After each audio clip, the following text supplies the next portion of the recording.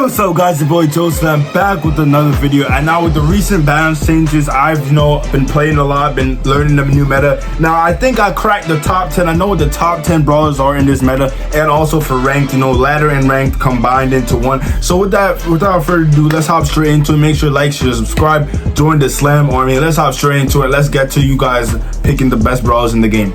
Jumping straight into number 10, now we have Byron. Now there's obviously some honorable mentions. We got like Gus, we got Penny, we got Maisie, we got some people who are like slowly pushing up. We got Buster, who is honestly interchangeable with the Byron in my opinion. But Byron, very solid healer, long range, very good in the open maps. There's a lot of open maps in the rotation sometimes, so you're gonna have to have some open brawlers in the meta that you have to play and max out that are gonna be good in the meta. And Byron hits the criteria. He has a thick like main attack where he's easy to hit shots. He can heal up his teammates on long range map. He could be a complete pest to lane, and yeah, that just makes him like one of the top 10 brawlers in the game. It could be top 15 to top 10. Byron is definitely put him up there. Very versatile. Could be played match up with some of the top brawlers in the game to just further their healing boost, and it's gonna be absolutely disgusting. Let's hop straight into the next brawler.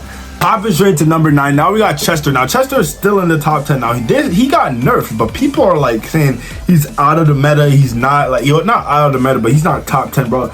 Chester still deals damage. Like, that boy still put in work. I don't know what you guys are talking about. Maybe I'm tripping, or maybe you guys are tripping. But for one thing certain, Chester is still good, still relevant, because we got a lot of close range brawlers, close to mid-range brawlers that are really good in the meta, and that's what Chester does good against. And some of them have good amount of HP. Some of them just melee brawlers who go up close to you, and that's where Chester could shut you down. He still has his pure damage. He still has his four bells. Like, I don't really understand what the crazy is people saying he fell off and stuff like that. No, Chester ain't fall off. He's still that guy. Let's hop straight into the next brawler. Popping straight into number 8. Now we just have the versatility of Laurie. It's crazy. A brawler that has been nerfed so much as Laurie, you just know that brawler was just meant to be broken, or meant to be always in the meta, because from the get-go he's top of the meta, and he just doesn't leave. Even in ranked, he gets even better, because he could draft, and he's just the best thrower to pick up and draft in certain scenarios. Outside of maybe the Barley,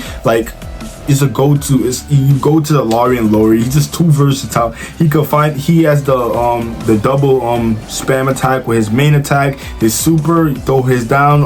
It's actually an intelligent bot who doesn't just walk up and die. He walks around, dodge a couple of shots. You could call him back with your gadget, and it just allows you to get out of some crazy scenarios. And he's just very versatile. He's the most versatile thrower in the game by far. He's just that guy, honestly. He's not even a thrower. He's a hybrid, to be honest. But let's stop the glaze and let's hop straight into the next brawler. Hopping straight into number 7. Now obviously we got open maps, we got short range maps, we got mid range maps. We gotta put someone that's really good in here. Now, to be honest, this was supposed to be Mandy's spot, but she has a glitch right now, so she's kind of booty. So you want to just hop on the Piper instead. She still has a very good hypercharge, still does insane damage. If you're tapping with the Piper, you're tapping. I hate going up against a good Piper that actually hit shots. You know how struggling that is, and you don't even have a long range brawler to compete against her. It's gonna make your life a living nightmare. She's very good at just getting kills, just asserting dominance in certain scenarios, and she could be a very good carry brawler to carry you out of mythic brain rot in some certain scenarios. You definitely want to be picking up the Piper, putting in some work with her. Let's hop straight into the next brawler. Hopping straight into the next brawler. Now another brawler where people are very underrated, underrating him now, I guess. It's Gale. He got a nerf, okay. He still has a really good hypercharge. He still has a really good super. He still has a really good gadget. He still has a really good main attack. He still shuts down and is the police of this meta. Gale has always been the police of the meta. If the meta is melee brawlers, tank brawlers, brawlers that just go straight up at you, hybrid brawlers like that, he's always been the police, because he could push them back. He has his twister gadget. He has the main attack slow. If you he has the stun when he uses his super. He has his hypercharge now, who pushes you even further. This brawler puts in works. He keeps the ladder meta sane. He keeps the ranked meta very good, because he's obviously a very versatile brawler as well. So hey, don't hate on my old man Gale. Gale is still that guy. Put some respect on that boy's name for sure. Honestly, let's hop straight into the next brawler. Hopping straight into the next brawler. Now Mortis is still alive and kicking. I think it's just the hypercharge. And honestly, it's just the hypercharge. Cause listen, if without the hypercharge, he still has his glaring counters and weaknesses. But the hypercharge, man, it's like kind of like it's like a weak version of Prime Fang hypercharge.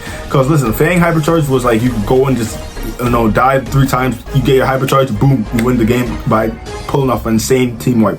You could do that with Mortis. You could get some team wipe, you could get some great value with that hypercharge. But if you sell that hypercharge play, you're kind of a bad Mortis and you sold it for your teammates, to be honest with you. So you always have to hit that Mortis hypercharge, cycle to it as fast as possible, and then you have to bring value to it. That's how you can be a really good Mortis. So honestly, it's a skilled brawler. So like top 5 if you could play him with skill.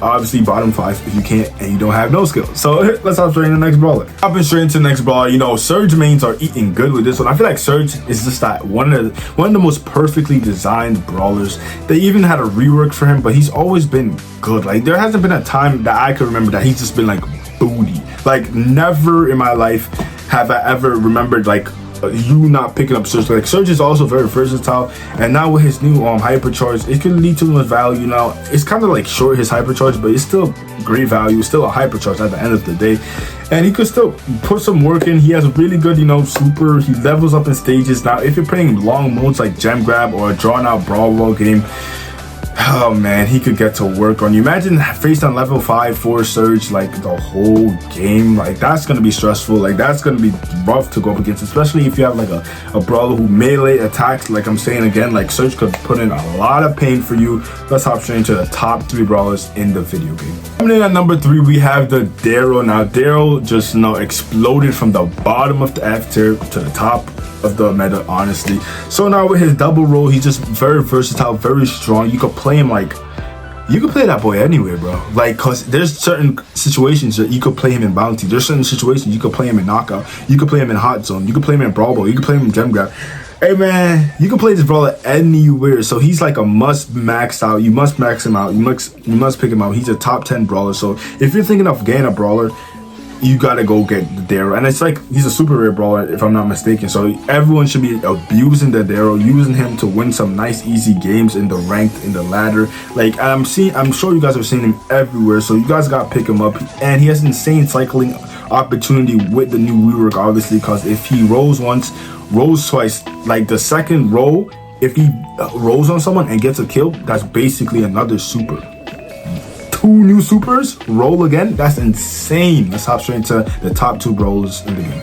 Hey man, hopping in at number 2, we got the Kenji. Should I drop if you guys are liking this video, should I drop a Kenji guide and should I drop a Kenji mastery push? Because I'm at like gold 1, I'm pretty sure. So it's not that hard, honestly, and he's just a very good brawler right now. Got him ranked 35. It was very, very fun to do, honestly.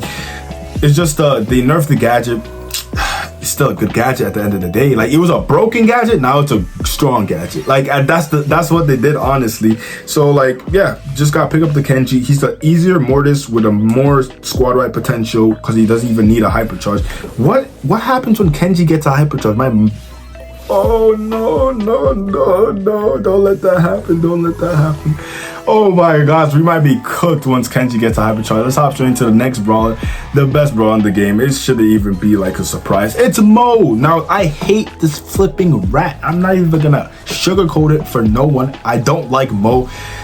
He's so annoying. It's just his peeking, his sometimes he deals weak damage, but then sometimes you get him at the right angle, he's gonna hit you for like 3k. They nerfed him a little bit, but he's still strong. And then once he goes in his rat tunnel, pull out with a tank, he hits you and you're knocked back. You can't if you have like a gadget or something that could avoid it, once you get hit, you can't tap that gadget, and then it's an automatic kill for him. He gets out of tank form, he has his bullets back, he hits you up some more, and then he just cycles, repeats, and your life is a living mess. So you definitely want to be banning the Mo or abusing the Mo if you're first pick and they don't ban him and your teammates don't ban him. Pick that up, dominate the game.